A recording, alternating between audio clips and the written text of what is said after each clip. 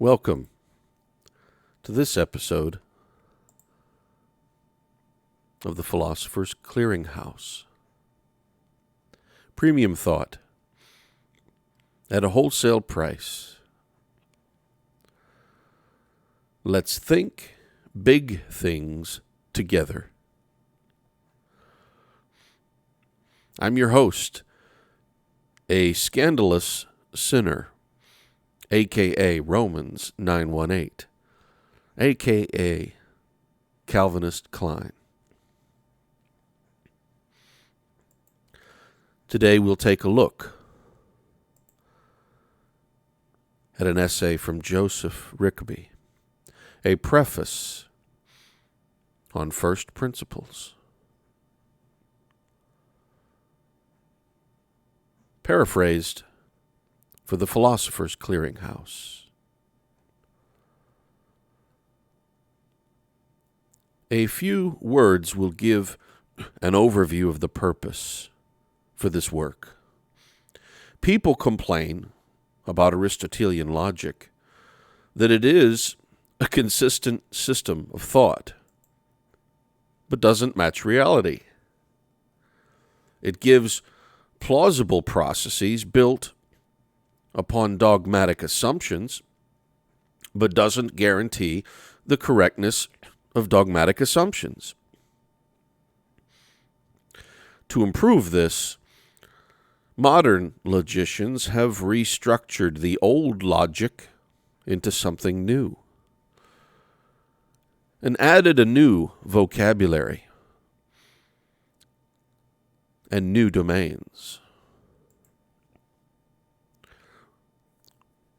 We can see an example of this from Mr. Bain's work in his chapter headings. He refers to a uniformity of laws in nature, an elimination of cause and effect, experimental methods, a frustration of the methods, chance and its eliminations, secondary laws, empirical and derivative, an explanation of nature, hypotheses and classification, the logic of mathematics, of physics, chemistry, biology, rhetoric, politics, and medicine. These new domains show that the science has changed greatly since the previous generation and is richer in content and topics. It is a shame that many who wanted logic to be more practical have embraced a philosophy that rejects a firm belief in reality outside of self. It is the change from idealism to realism that is being noted here. As one person said, I believe that logic is not about thinking, but of valid or correct thinking. But thinking cannot be valid unless its concepts, judgments, and conclusions conform to the facts of reality.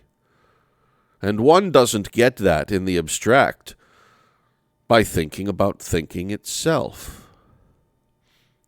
The moderns seem to have only gotten worse, in that in response, they don't change the old logic so much as reject it in favor of a new science of logic. This author believes they are wrong. Pure logic remains justified in the old standards, for it assumes the same thing that all sciences must, that human thought is about the study of an objective reality. And from this comes an orderly procession of consistent, rational thinking. The new moderns relegate this to the applied or critical sciences and make the higher theoretical study based in a form of realism, as opposed to the idealism of certain thought previous generations espoused. The whole question comes to this: how can people reasonably and certainly account for things? What are the ultimate grounds of knowledge that people can have a faith that they are correct in their understanding about the objects of reality?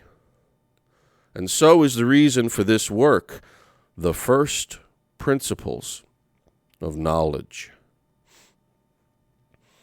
Some thought has been put into these contents to state the sound traditional principles of classical certainty and to interact with the antagonistic modern thought that denies such principles, especially the modern empiricism of Hume and others. Philosophy isn't just about the history of ideas and how they were received in earlier times, but the history of disputed controversies is a great starting point for studying these deep and important questions.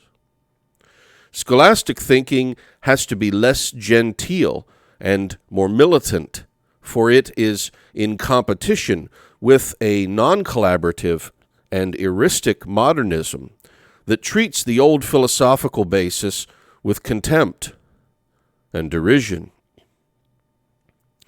People not familiar with these issues should not trouble over understanding every nuance in every point, but should focus on the positive doctrines that are the main focus.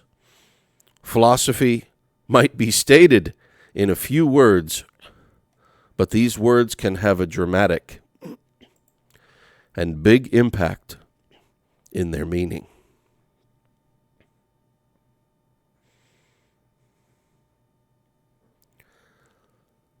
For the Philosopher's Clearinghouse, this is Romans 9:18.